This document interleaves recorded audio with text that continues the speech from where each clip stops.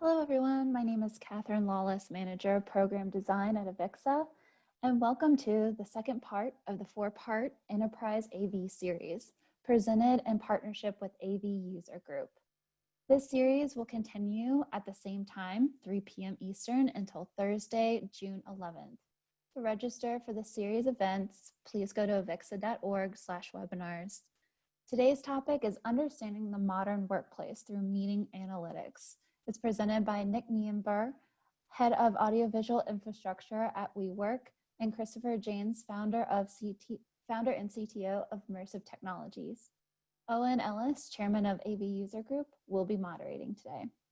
Before I hand over the presentation to Owen, there are a few housekeeping items. For those viewing live, today's webinar qualifies for 1 CTS, CTSD, and 1 CTSI RU credit. Please allow 5 to 7 business days to view on your transcripts. And for any issues, please email webinars@avixa.org. And 2, you'll have access to this recorded webinar at avixa.org/webinars within about 5 business days. And now, Owen, over to you. Thank you, Kate. Hello, everyone, and thank you for joining us, and welcome to the AV User Group Enterprise AV Seminar Series on Data Analytics. We successfully ran this agenda earlier in the year as a 4-hour conference at ISC in Amsterdam, and as Kate said, we're now delighted to bring it to you through AVIXA as a series of 4 one-hour webinars this week. We're happy to take Q&A during the presentation. In fact, we encourage you to do that. We prefer to do it via the raise hand function. I'll then interrupt the presenter, promote you to a panelist, so you can ask your question of them directly. However, if you prefer, you can submit your questions by text through the Q&A facility, and I'll relay the questions to the presenters.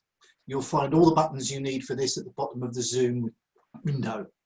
So, for the second of the series, today we bring you, as Kate said, Understanding the Modern Workplace Through Meeting Analytics, and are delighted to welcome our 2 presenters, Chris Janes from Immersive and Nick Nienber from WeWork. Gentlemen, it's over to you. Cool. Yeah, thanks, Owen. So I'm glad to hear that we're going to take questions as we go, because I think, this should be pretty interactive as we sort of work through what we're going to do. And I think we're going to try to accomplish 3 things today. Kind of want to set the framework for why analytics is important, especially these days. I think it's becoming quite obvious. It's a topic that really wasn't, in the AV market even 5-6 years ago.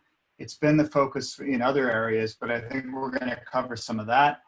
Obviously, we'll want to cover how we're collecting data, from the workplace and what's unique about what we're doing. I think we'll cover some of that. And then Nick and I are going to take you through a project that we kicked off. I don't know, what was that, Nick, about 18 months ago? No? That sounds right. It's hard to keep track of time these days. That sounds right, though. Yeah. And the goal of that project was to take the data that we have found ourselves sort of immersed in and see what kind of value we could find and look for patterns through some kind of pattern recognition. So we'll take you through that project. And then at the end, we're going to just sort of take you through things we're learning or actually observing, because we're not even sure what we've quite learned out of it. It's still a nascent project. So I thought it'd be good to start by talking a bit about what we call team space insights. It's a little different than, I almost want to call this meeting room insights or meeting room analytics, but the reality is so much of how we collaborate these days doesn't necessarily take place in a traditional meeting room. I mean, we've got Solstice pods, for example, in transitional areas where you have micro stand-up meetings that normally would be a digital signage hotspot. There's no reason why we can't understand and collect data from those places as well, and then mine that for insights about how people are working together. So we're using the word team space to kind of broaden that. And if you look at, we have this customer council that's got some really great people on it, Nick included. One of those members at a pharmaceutical company, I remember going on a tour with him, and he had this great quote where it's like, hey, I don't need to know the science behind what my users do, but I better know how to make them productive and happy and efficient, because that's my job. That's the PhD I need to have, not the pharmaceutical PhD. And Chris, we do have a hand raised already, cool. And I just want to check that it's not an issue before we get too far in. So it was from Mitch. Mitch, are you there? Did you have a question for the guys?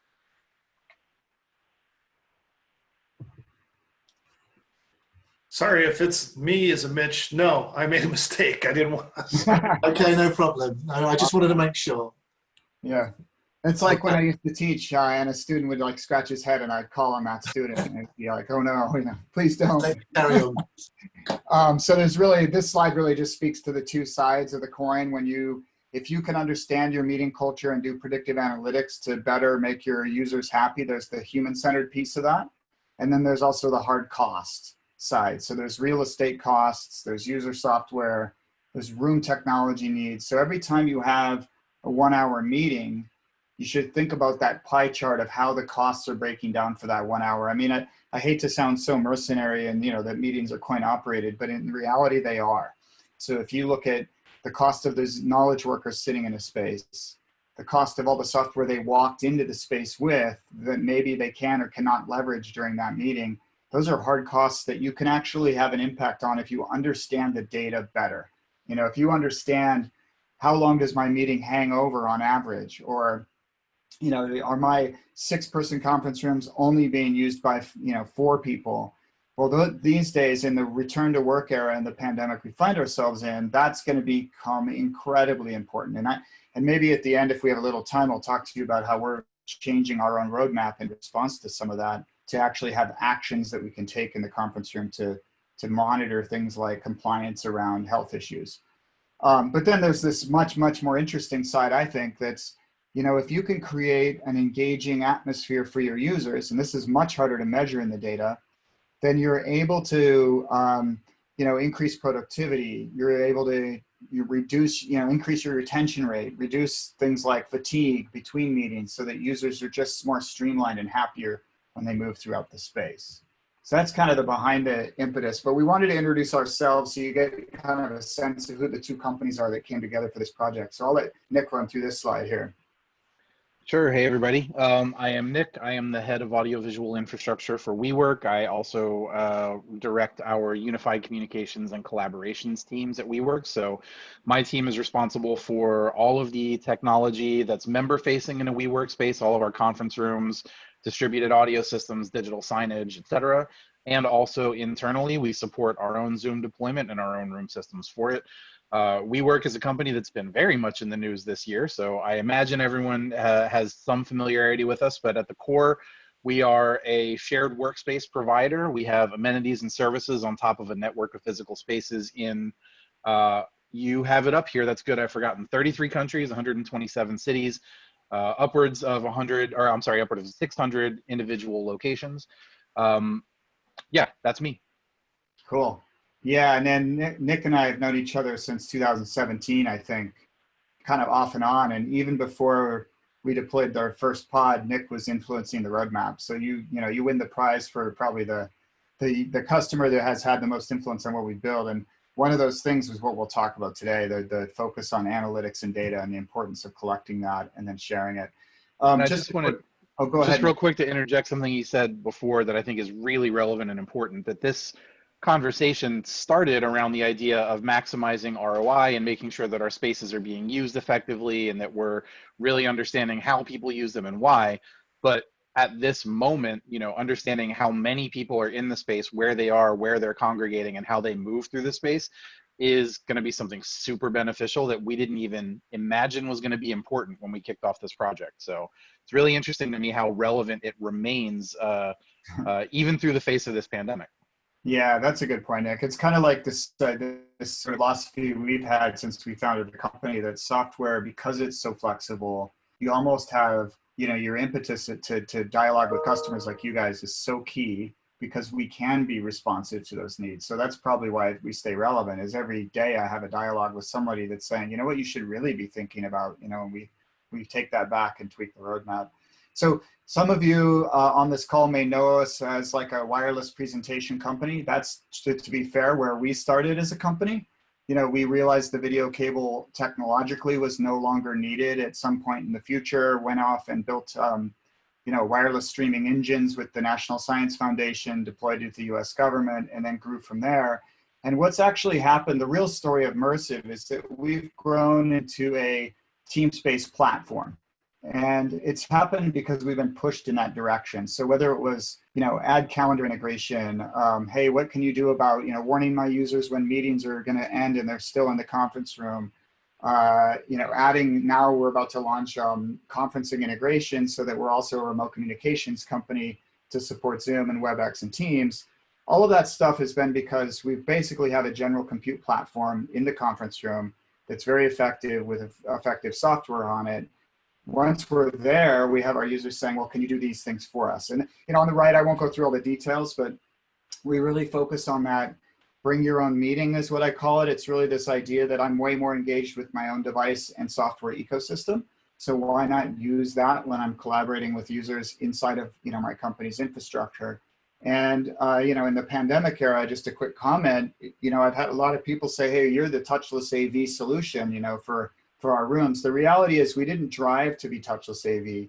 We did it because it's a better engagement model for the user. It's much better to walk into a room and use your phone to control the space because you know your phone. It just so happens now that we have a tailwind with the pandemic because of those issues around touch. And it looks like we do have a question now, Chris. So it's Great. from Colin Sachs. So hopefully Kate will now promote Colin so we can either see and or hear him.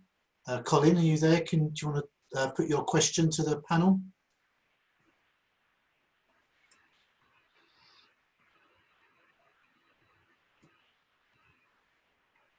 Maybe someone else that accidentally hit the raise hand function and didn't intend to. Okay. All right. Well, we can move on. If you raise this hand again, we'll know. Cool. Yeah. So we really focus on getting into a room, starting a meeting effectively, and then leaving. But the punchline here is that because we're there for the real reason of making your meetings better, we also found ourselves in a really unique position. I had some meetings early with Nick and with some folks at Publicis and some of those other companies that said, look, Chris, you guys have access to our device ecosystem because your software lives on all the devices. You also are part of the infrastructure. Can you tell us more about what's happening in those meeting spaces? Because it's really critical. And that started a project that ultimately ended in the Solstice Cloud that provides Solstice Analytics. So Nick and I started to ask, well, what kind of questions should we go after? And these are kind of the four major areas that we came up with. Some of it's obvious, some less. I mean, Nick, you can make commentary on how you guys see this stuff. I do think that the efficient utilization of rooms themselves is probably one of the biggest, just given real estate costs. Yeah, given the the capital expenditure to build any room, but particularly the larger rooms where we have more integrated systems, more integrated audio, bigger screens, et cetera. What we were seeing before we went down this road with Mersive, just from a combination of proximity sensors and occupancy sensors, and occasionally just literally observation, firsthand observation from staff on site, is that we were consistently seeing members calling for and using rooms that were not sized correctly. You would have 3 to 4 people sitting in a 20-person boardroom, or you would have a 4-person huddle space that had 6 or 8 people in it. And I think that's not a unique problem to WeWork. I think that's generally a problem in workspace in general. We were trying to understand it as best as anybody could, and the initial impetus here was really just that. How do we make sure that that we're serving people the right room size, the right room type, the right amenity types for their needs, rather than just saying, here's our inventory, filter through it and good luck. So that's really where this all started. And then honestly, which I know you're getting to, some of the insights that Mersive came back to us once they started looking at this data were far more interesting than anything we expected to find. Yeah. I also, one small plug for another early feature that I think is still part of this was the ease of connection, right? One of the things that you wanted to do by identifying this is a Solstice pod, this is a Solstice client device, is once they were close enough to each other, making it really easy to start sharing your content. Not that it's hard now, but just removing any of that friction. Yeah, and that actually is launching in the 5.0 product end of this month. So it was a long haul. You guys were part of the beta. Thanks for that. That helped a lot. But we basically, and I'll go through it a bit, we have a proximity occupancy technology that requires no new hardware, and it's based on just AI pattern recognition, which is quite quite cool. And actually this project is what drove it, not the user experience, but just the need to have geospatial alignment of the data we collect, which I'll make that point here in a bit. Out of this list, so it's efficient utilization of rooms, of course, like Nick was saying, challenging and supporting bring your own meeting model. There's kind of a funny thing that happened in AV where, bring in a laptop. I used to meet with guys 5 years ago, 6 years ago, they'd say, oh, I don't want users just doing whatever they want. That's going to create support tickets, right? That's why we vendor locked rooms. So there's this Cisco room, and if you hit one button and that's all you get to do, and you can't use your own content, you can't use your own device. The reality is, I think the world's changed now. We've been able to advance the technology and the use models to a point where that's no longer true. But now that those devices are coming into the room and they're being used effectively and maybe even in a better way than those vendor locked rooms, don't we want to understand how that's impacting meeting culture? And I think that's really a key thing that drove Nick and I. There's also, of course, large scale real estate planning decisions at different resolutions, regional, city, campus, floor, meeting type, room type. So we'll look at some of that data as well. And then where it gets really interesting, it sounds kind of hand wavy, but this is where I get excited, just given my AI background, is how can we find things that we didn't know to ask about? So that's an area of AI called unsupervised learning, where can we just go in and look at where our best meetings are taking place, and through technologies like principal component analysis or means clustering, can we find correlations in the data that maybe we never even knew to ask about? Why is it that our best meetings on Tuesdays always happen on the third floor? Well, maybe by mining a tremendous amount of data that's being generated by Solstice Cloud, we can actually find that, which I think gets super exciting, new insights. In fact, just today, we were turning on the insights engine. That's the AI that actually is mining the data through principal component analysis. So I'm hoping to find results, almost by tonight. Oh, and it looks like we have a question. Well, someone's just posted something in the chat window that I just thought I'd read out. Sure. As a tech, it was always a problem when higher exec meetings would overrun and the next meeting would have to be delayed until that meeting was finished. Yeah, I'm sure we've all experienced, right? I actually was going to comment on that too. That's a really great point, Daryl. And not only as a technician, but again, in my capacity at WeWork, if a meeting runs over and we're not able to bill the person who booked an extra 15 minutes or use an extra 15 minutes, not only are we losing revenue from the meeting that went over that we didn't bill, but we're also actually taking money away from the next person who had that room booked because they're not able to use it for the full hour they paid for. So yeah, that's another strong motivator, was just to me, that's part and parcel of efficient utilization of rooms, making sure people have the space they need, the time they need in that space, and the technology for it. But yeah, that's a great point, Daryl. Yeah, that's awesome. A really good point. And Nick, I would encourage everyone to think about it through two lenses. The one you mentioned, the hard cost lens again, but there's that human cost as well from a user experience perspective, right? Like your members are just not happy when they have to peek through a window and wonder who's in their space, and that just causes undue stress throughout the day. And imagine if we could just, one, detect when all that's happening and measure its magnitude, but also maybe be actionable about it. So one thing we're looking at is having the screen in the room actually message, you're now 5 minutes over and people are waiting outside, because guess what? We have proximity, and I know there's 6 people in the hallway waiting on you. It turns out there's some research that shows if you say how many people are waiting and even the meeting title that you're disrupting, it becomes more personal and you're more willing to get up and get out of the room. If you just say your meeting ended in the abstract, users won't get up. There's some great research in the HCI, human computer interaction community, that shows that, which makes sense. I mean, it's a human-centered behavior to give up a resource for someone else. So cool. So if these are the sort of the challenges that we went into, and then so we asked ourselves, how do we, what data should we be collecting? Some of it's obvious, room technology data, obviously, like what's in the room, how often is it used? I would kind of call that the core AV. In the AV world, there are folks who will use the word analytics, but it's really statistics. So you're measuring, how often is this box turned on or off? Is that 2-input switcher in, mode A or mode B? And when does it switch? To me, that's obvious. We needed to collect that. We also want to understand, because of this new world where you can bring your own laptop and leverage it and throw content and start calls and things like that, you want to understand that user's technology ecosystem, which is a little harder to get to. And these are probably in order of difficulty.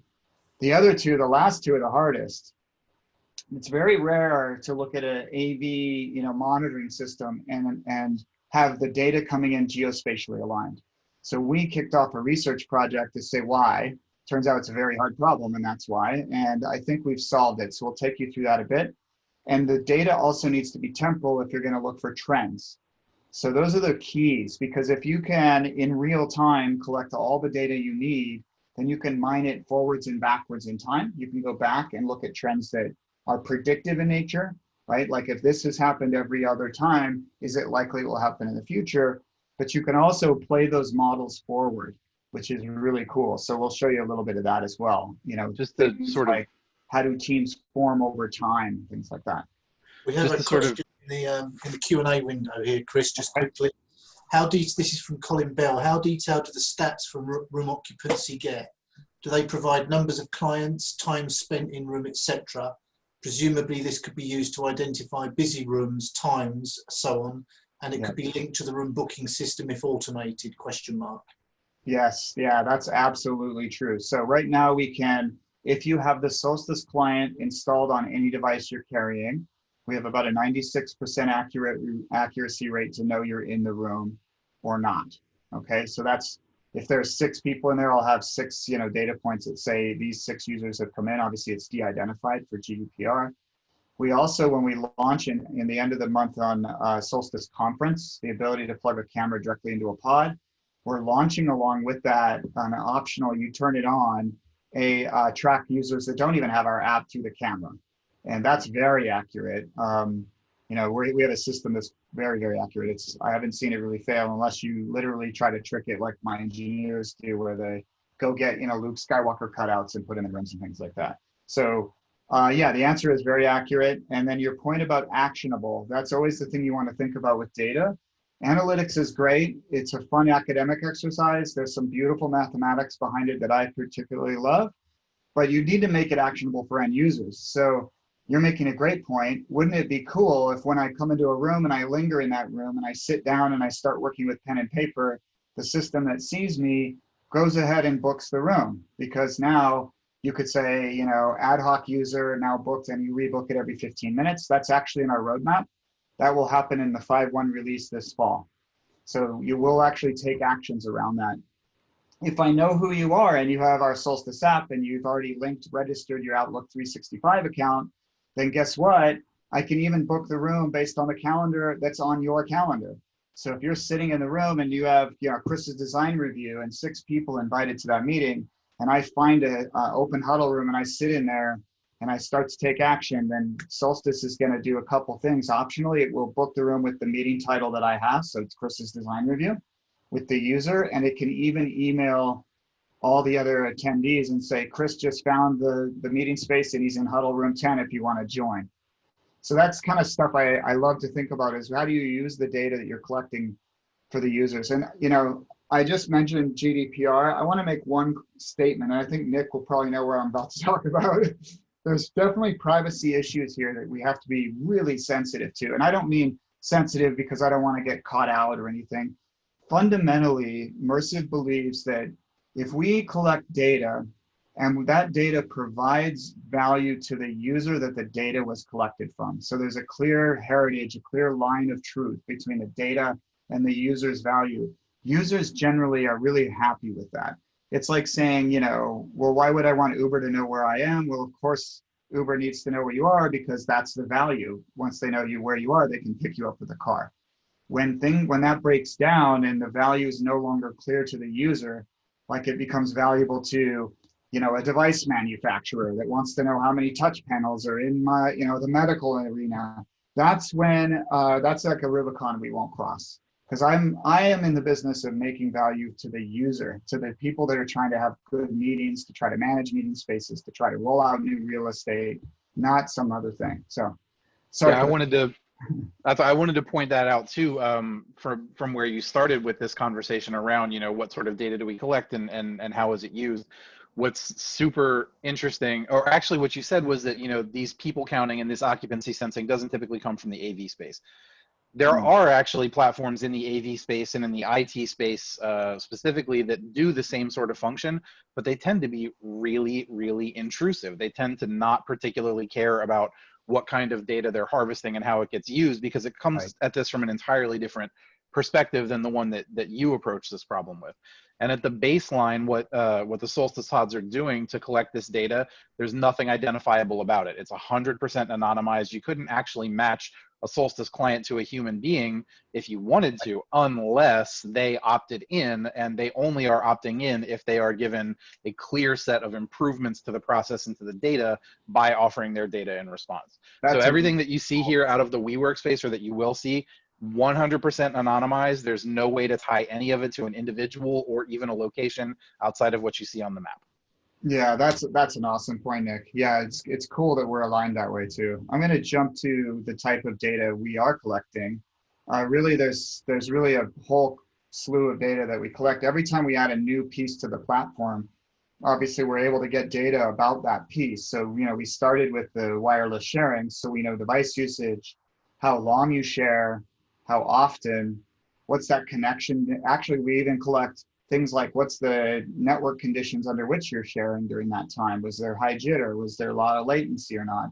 And we also, because the pod's plugged in and integrated with other systems, like through EDID to the display, through RS-232 control to those displays, or we know through our APIs someone's hitting us from a Crestron room panel, we can then store all that data as well. So that's kind of the first tier.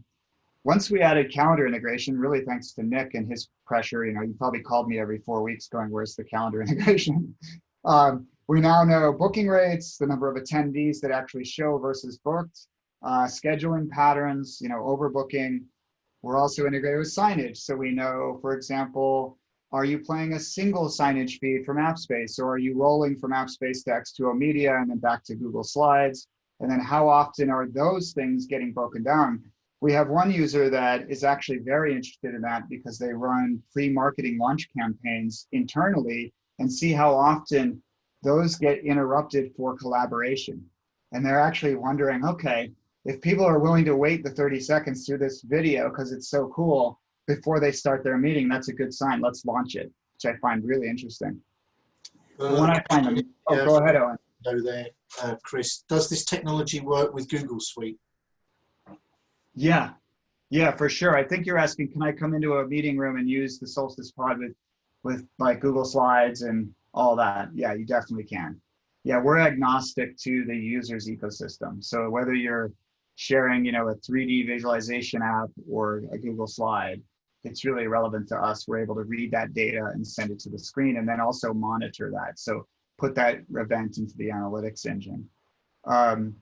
VTC is a really interesting one. I think it might be one of the coolest things we'll be able to collect, because everyone has always wondered, how often are my rooms that are video equipped being used for local meetings versus a Zoom call versus a WebEx call? And because we're agnostic, which I do find it, I'll just make a quick point. We're kind of an agnostic platform. It would be hard to convince one of the VTC providers to give you analytics on how often your users are using the other provider, right? We don't care. Very hard. Yeah. Very hard. Borderline impossible. Yeah. You probably asked them that, right? So if I can tell you call quality across, I can give you a pie chart that says how often is your room being used for Zoom versus WebEx. I think that's very compelling and helps you make, purchasing decisions about those ecosystems, how to tune the room for those events, etc. So. Also important to note, because in a situation like mine, I need to be agnostic. I need to be able to let anybody walk into the room and use whatever they already do. But all of the data shows that even in the biggest enterprises, nobody ever standardizes on a single platform. So if you have that kind of information and you can know this room is very popular with Zoom users, that room is very popular with WebEx users, then you can make better informed decisions about how to build out those rooms in the future. That's awesome. Yeah, it's a really good point, Nick. And I wanted to show this slide just to let you know, before we go into the project side of things, there is a product that emerges from these types of projects. So when Nick and I work together on what do we find interesting in the data, how do we visualize it, ultimately it gets productized in your Solstice Cloud account, which is your one-stop shop for monitoring, analytics, email alerting on your conference rooms, wherever you've got a Solstice pod. And so, these are the types of things that this is actually launching this week. or next week. This is a new sharing panel that shows device breakdown in your rooms. You know, you can filter huddle space in Denver. So this is actual real data. What are the device resolutions? This was actually requested by Wharton School of Business because they want to optimize their screen layout for student use of tablets, which makes tons of sense. And then also, what are people sharing? Is it productivity tools? Is it presentation, etc.? So there is a product in front of that. But before we jump into Nick's data, I wanted to talk really quick about the importance of geospatial analytics. Because we've spent a year and a half building this thing out. We realized very early when we first mined the data for Nick, it was like a little bit of a disappointment. You know, we got data, but it wasn't that interesting because we couldn't visualize where these events were happening, which I think is key to understanding why. So we really broke it down into two things. We needed to learn room locations, and then we needed to know user locations as well. Now, room locations, you could force a user to tell us, but the reality is that's a management burden nobody wants. So we came up with a mechanism that lets you figure that out automatically. And the way we do that is we estimate the pod position over time using a thing called a Kalman filter. It's kind of a cool technique that does all kinds of things, like estimates the position of an object, you know, given its kinematics over time. But it's really a method to know, where is this thing on the planet? And every data sample we get is when a user connects to it, we query that user's device and say, where do you think you are, right? Makes sense. And when that user says, I think I'm in, you know, Midtown Manhattan at this geospatial location, we store that. We can detect outliers. And over time, it's an online algorithm that we constantly refine the position of those pods. So we know down to about 3 meters of accuracy where every pod is on the planet. That introduces a second challenge. How do you then group those pods into clusters?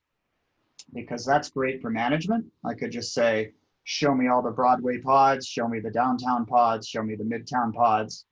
But also it kind of like allows us to limit our processing to local regions when I'm trying to figure out which pod is Nick standing next to right now, which is the next problem I'm going to talk about.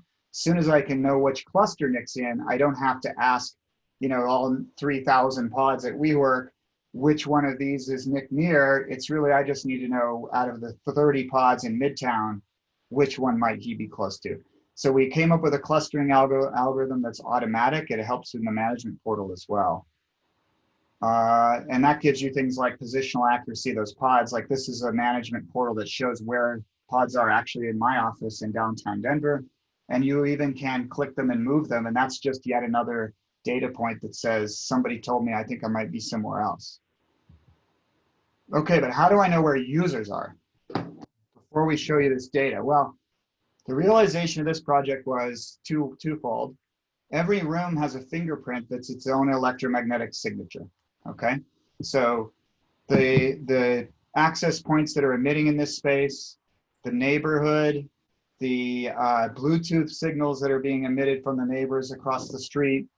Turns out that the sensors on these devices are far more accurate than most room occupancy sensors because they're driven by way mass market technology curves. So you've got Moore's law at play, and we can measure hundreds of SSIDs and dozens of Bluetooth signals. And what we do is when you connect to a Solstice pod, we capture a snapshot of that. We process those signals. We basically find the Fourier coefficients, the signal strength per frequency, and we hand it off to our cloud that goes into what we call our Kepler AI engine, and it trains a pattern recognizer to recognize the pattern of this room. Okay, that's no different than face detection. It's like, use this AI, give it a lot of samples, here's a face, here's another face, and eventually it will learn, what does that look like? So now I can query that AI and say, where am I? And it can say, you know what, you're in room 10 with a 96% accuracy. Let's go ahead and auto connect you to room 10. And by the way, put that into the analytics engine. Okay, so it's almost the inverse of what Cisco did with their proximity project, where they're literally emitting a signal and I'm trying to measure the distance to the emitter. The reason we don't do that is if you're standing right here in the hallway and the pod's 1 meter on the other side of the wall, it's really not cool to say that you're in that room because you're not, you're in a hallway. So we need to recognize the pattern of the room itself. Okay, so hopefully that made sense. Got another question. Someone's not sure if they missed this. What is the latency for the pods, Chris? Oh, latency. Okay, so sorry, I'm skipping all over the, what we actually do. I'm sharing That's okay. content. I'm going right into the analytics. But yeah, latency is going to be dependent on your network. Typically, your network is 3 to 4 milliseconds of latency or something like that. Our additive latency is quite low. We do a thing called pipelining when we encode, encrypt, and send the data and decrypt it simultaneously. So you get about, end-to-end latencies way less than, say, 20 milliseconds. Okay. Now, if I won't talk about the competitors, but some of them are an order of magnitude higher than that. The easy test for us was always, can I operate my computer while I'm looking at the TV that's running Immersive instead of looking at my computer screen? And yeah, absolutely you can. In fact, we have had some issues with members who were using Solstice Pod for video conferencing, right? Where it's not currently ready for video conferencing. What that means is they were projecting the far end video up onto Solstice screens in our conference rooms, still using their own laptop speakers, microphone, and camera. And we got some complaints about that, but it's never about the latency. The latency for video transmission is always, in my experience, has always been, category defining. Honestly, it's as good as I've seen with any other product on the market. Awesome. Yeah, thanks for saying that, Nick. Yeah, we didn't just use an off-the-shelf H.264 encode decode pipeline. It's one of these funny things when I say it, everyone goes, oh, that does make sense. Well, when's the first time you heard about H.264 and H.265? Was that 12 years ago, 15 years ago?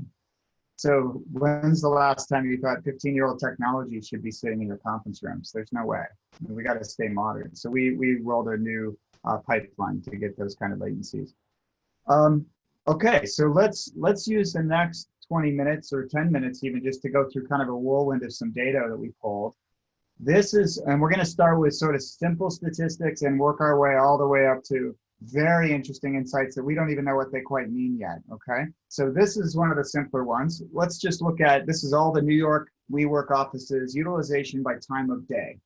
So you can see a couple interesting patterns here. No surprise, you get afternoons start to get busy and then it tapers off to the end. I found it interesting that lunch seems to be phase shifted by a little bit of like an hour. So you see the lunch dip is happening before noon. So if you look at all of these times a day, this is like an 11:30 pillar where you find the local minima, which I thought was interesting. I would have guessed, oh yeah, smack dab noon because people schedule meetings, but that might mean that they're leaving early for lunch often, which I think is a slight insight there. Okay, so in the Solstice app, you can rate meetings. Now, we had some work to do and we've improved that because we've had people ask, I don't want to just know how good the meeting was. I want to know how productive.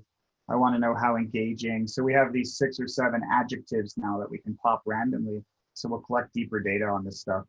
But if you look, you can see there's an average meeting rating by location breakdown, which I thought's kind of cool, Nick. It looks like America, Mexico City, and Bogota have the highest ratings. I don't know why. They're getting 4.5 stars on average. We talked about this in Amsterdam in February, and I did a little bit of digging on it and inside baseball. I shouldn't say anything about why I think those sites are higher rated, but honestly, in some cases, it's just the location. Carrera 42 is a genuinely gorgeous, gorgeous location. People there have every reason to be happy. I see. Yeah, these are the top rated rooms based on, and then sorted by how often visitors return to them, which I think is cool because that's almost a validation for a good rating if you return there again. So this is 27 times in this time period, which I think was over a 6-month window, you had repeat visitors, which I think is cool. And then you can, of course, rank order those. So hopefully this is giving people on the webinar a little sense of what kind of data we can collect. Now, if you look at the users ecosystem, right? So this is a modern question, I'll call it, in AV, because 5 years ago, it's rare that you cared what users are doing other than interacting with your infrastructure.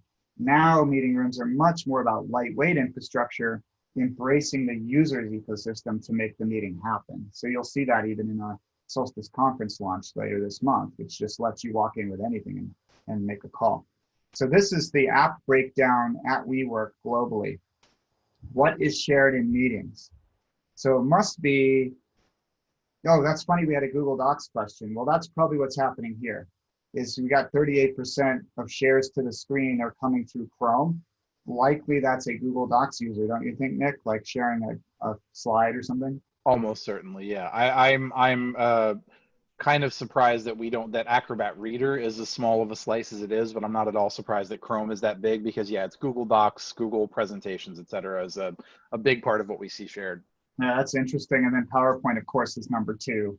If I hadn't seen this graph, I would have probably forgot the Chrome connection to all those other docs and guessed PowerPoint number 1, right? It's also not impossible that some of that Chrome usage is actually like Hangouts or Google Meet or other WebRTC based VTC platforms rather than native apps. Good point. Yeah, and that kind of speaks to, as we extend the platform, we can get deeper and deeper insights into this data. So when we launch Conference, we'll definitely know what's going on there, because if your calendar integrated with us and you walk in and you fire up a Hangouts call, we're going to know it now, because we were tracking the Hangouts URI. We'll store that in your cloud and give you exactly this graph, but just broken down. In fact, one of the things that coming in product is you'll be able to click these pie pieces and drill down right away and say, well, what's happening underneath that? This VTC app trends was really cool at ISE because the timing was interesting. We were deep in the middle of building out our own conferencing solution to support all of these guys. So we thought, well, let's look at what's shared by quarter at WeWork in this category of products. And I guess there's not really any huge surprises. You can see Teams is, of course, growing in utilization. WebEx probably not super happy. Hopefully there's no Cisco guys on the call. See that sort of getting a big chunk, and Skype. Now keep in mind, if you did this graph for Booz Allen Hamilton, one of our other bigger customers, it would look very different because Gary at Booz Allen, mandates the utilization of Cisco. So you would have a very different breakdown. This is a cool look because WeWork can't mandate, right? You guys are supporting and people come in off the street. That's right, yeah. And actually that's when we presented this at ISE, we had an internal debate. My own team left and we were talking about, well, why don't we see Hangouts on there? Why isn't Hangouts on the VTC app trends? It was somebody on my team who pointed out, you do, it's just under Chrome. It's not under a VTC app. That's right. It's broken into that 38% there. Good point. Yeah, and once Conference launches, we'll get a much more detailed view of that. That's cool. Okay. So this one, Nick, this is different since February because we started to look into the data and we realized there's really power users and non-power users based on how often they move between conference rooms and share content.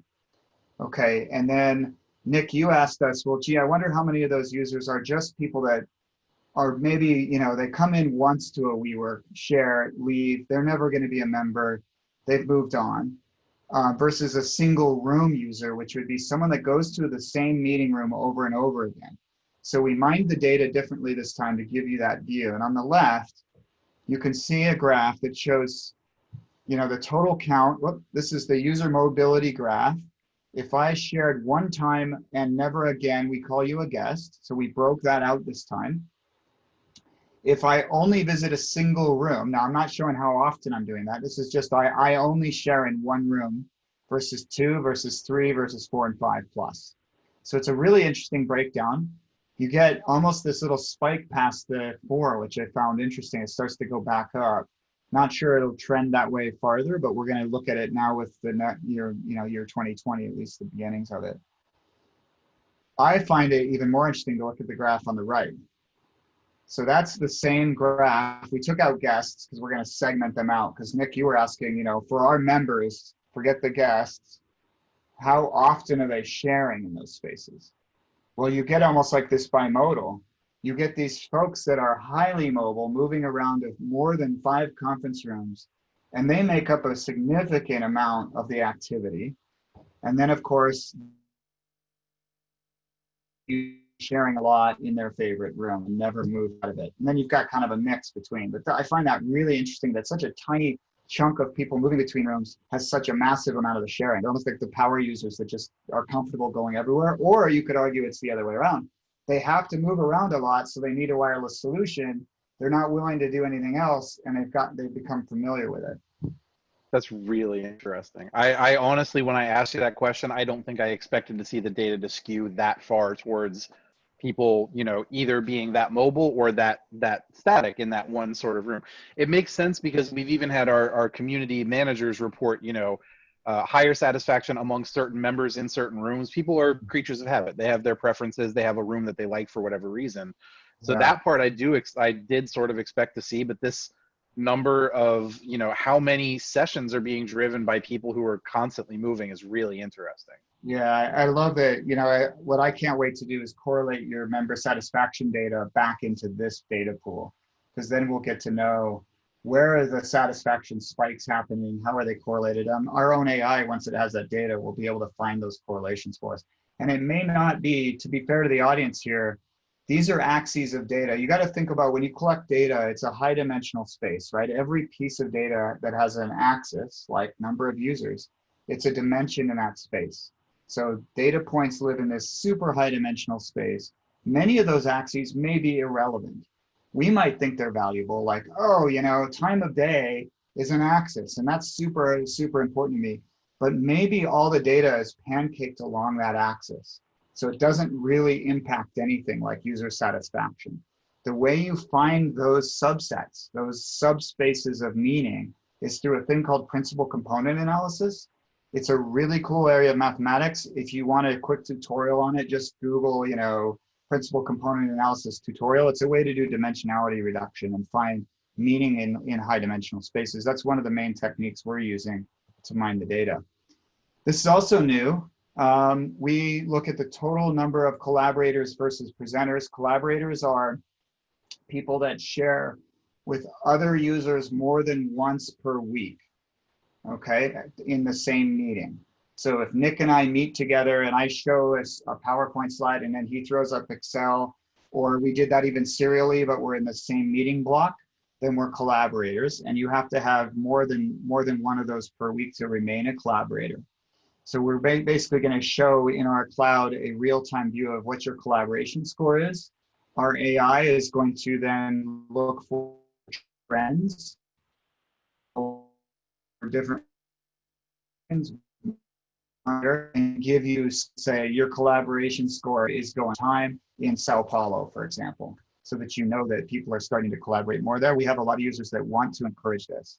So we can also, because it's geospatial, we can align it with, now I didn't have time to actually drop a map behind this, so you guys have to bear with me.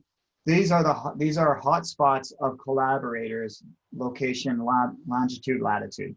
So this is coming in a geospatial form very soon.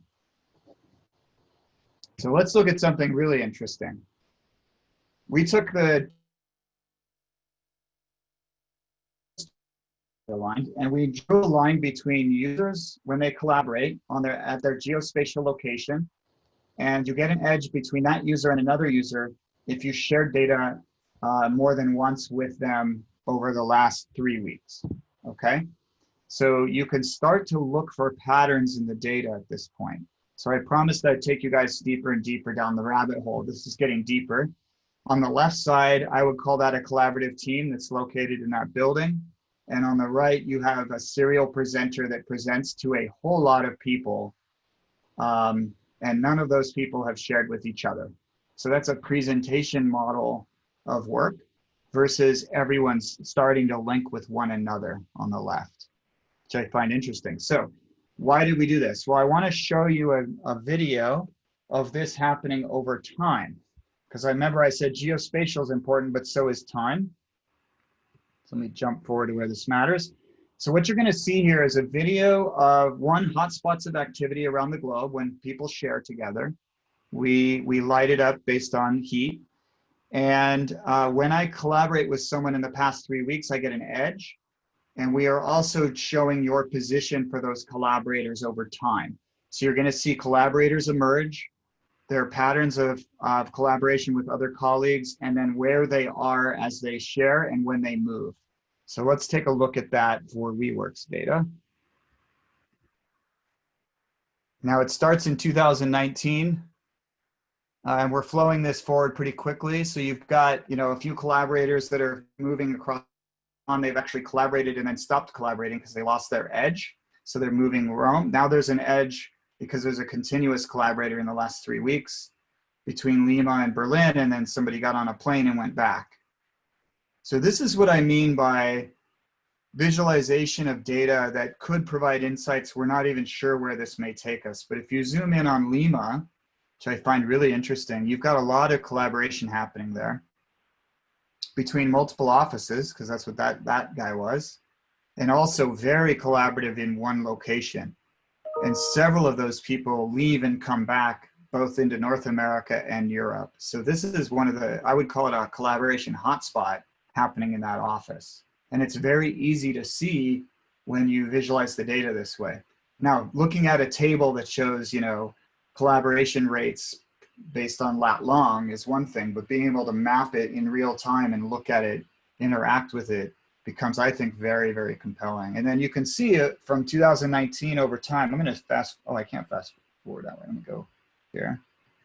I'm going to take us forward. Time. And you can see the same kind of thing happening when you look into London. You know, now remember, when you see flashes of green, those are shares that are happening in real time, probably not a collaborative share. Otherwise, a collaborator would have emerged from those locations, like Holborn, we just had one, right? Pretty interesting. So we're going to run out of time. So I'm going to go to the next animation because I want to show you, let's imagine now, instead of trying to look at it geospatially, maybe what I care about is the team formation share patterns, because like I said before, if I have a star pattern, that means one person is presenting to several people in that team. Or if I have a long chain, then I shared with Nick, and then Nick probably went and had a meeting with someone else, and I'm, you know, 3 times removed with other folks on his team. So we thought it would be interesting to actually do a spring dynamics model where each user appears if they collaborate in this next animation. The spring strength is related to how often they collaborate, okay? And you get an edge if you collaborate more than 3 times, you know, during a week. So you hold on to those edges.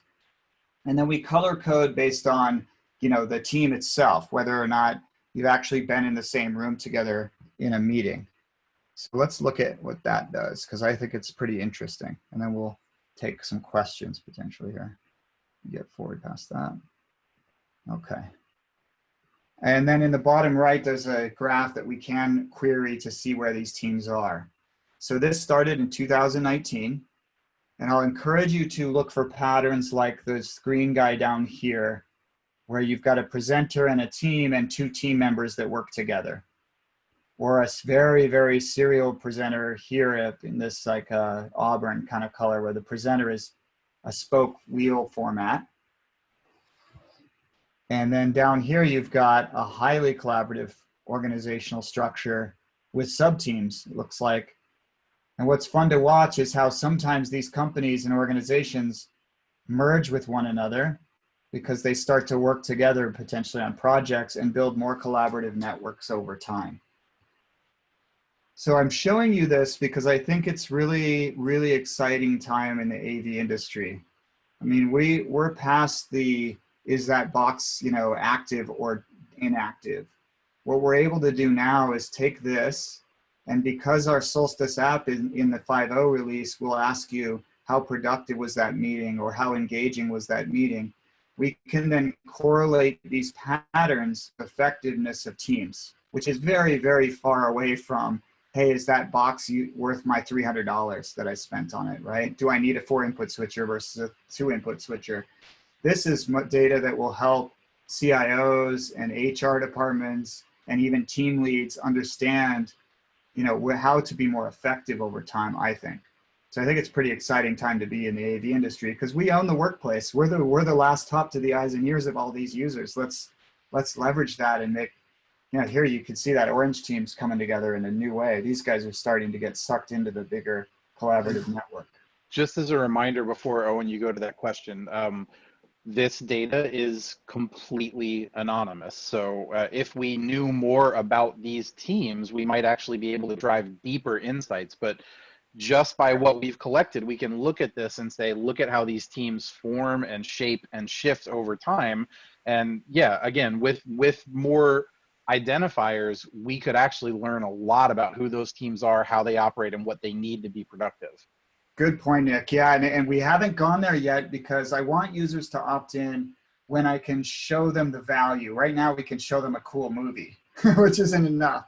So once we're able to say, oh, you know what, Kepler or our AI thinks that you would be more productive if you would invite, but a great example is this team here. Can you guys see where I'm pointing? So this team here has a presenter in the middle, and then it has a long chain to another team. Maybe these members out here on this very edge should just join this team collaboratively once in a while and collapse that long path. So that would be a more productive way to meet. So once we have a way to make those suggestions to users that's not intrusive and supportive, then we can ask them, do you want to opt into that? And then we'll know who they are because they're able to let us know in an open sort of exchange. So the question we've had posted, Chris, is has the COVID increase working from home scenario affected the information you gather? Has there been a requirement for additional information which perhaps wasn't needed or asked for previously? I don't know which one of you wants to take. Yeah, maybe Nick and I can both take that because I bet Nick has all kinds of things to say about that. But yeah, I mean, the first thing I'll say is, of course, in Kepler data, we can, of course, see the drop off in activity. Now, Kepler itself, everyone's still using to monitor the return to work, but the number of meetings obviously has gone down, and we can actually, it's kind of exciting, we can actually see the ramp coming back, the sort of the V-shaped curve that's happening in China, the less than V in Europe, and things like that. Now, what our users are asking us for, two things.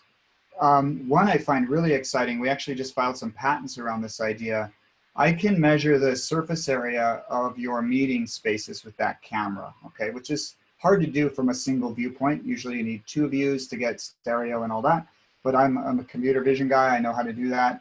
If I know the surface area of your floor, then I can measure dispersion of users, which is maybe more important than how many, right? How many isn't enough, because if all 4 of those users are clustered at the very front of a big conference room, that's maybe a violation of a policy that they need to be 6 feet apart. So we're gonna do that. We're gonna introduce in the product an actionable way to message on screen when a policy is being violated. So if you have 5 people in an 8-person room and you're only supposed to have 4, suddenly you'll get a message on the screen if you enable this feature that says, a 5th person has arrived. Can you please, reduce the number of users? And then when that happens, we let the meeting unfold again. So it's really about that action loop for compliance and things that we've been hearing a lot about. What do you think, Nick? You guys are probably, the wheels are turning in a big way probably on this stuff. We're trying, yeah. It's definitely a unique challenge, and I don't have anything to add to what you said. I think you touched on the same points that I've been keeping an eye on Solstice Cloud versus Zoom usage, because I admin our Zoom deployment as well. And there was, particularly in March and April, there was a really sobering drop in Solstice usage versus a really sort of astounding increase in Zoom usage. So that was expected, but seeing the raw numbers was crazy. As far as what we're gathering and what sort of usage we might make of it in the future, it's exactly what you said. We had already sort of started a parallel investigation into how to use your APIs and some of our own systems to do that same kind of messaging. Hey, there's too many people in the room, or an extra person has entered, and now you're at risk of non-compliance. But also, I think the room availability feature that you guys have measured on Kepler previously and now Cloud was something that we were a little less attuned to before, because it was more of an efficiency metric. But now we're looking for ways to actually use that and say, hey, this room is full or this room is occupied. In this same location, over there is a room that is completely available, no one's in it, to sort of redirect people for more safe distancing. Cool. And this is, just like you, this is the beginning stages of trying to figure out how to get back into these spaces for everybody. So I won't say we've nailed it, but yeah, it's the kind of data that we're getting from the Solstice pods is going to be invaluable to help figure out how we help people stay safe. Just lock the door so no one else can get in when it hits capacity. Yeah. We've had suggestions like that. That's the talk You about might compliance risk. You might lock people in a room, which I think would be more problematic than out. Yeah. Yeah. Cool. All right. Well, thanks a lot. Thanks again, Owen and AVIXA for putting this together. And Nick, obviously, as always, it's been fun. No, thank you, My Chris. pleasure. And these sessions are always really interesting, and it's really really great to see how it's already developed even further since we saw what you presented at ISE in February. This is great, Cool. Yeah. and it's so fantastic that there's such advanced stuff going on, in the AV space right now. Yeah. And to your point, it's not just about measuring the simple things which we've been doing for a long time.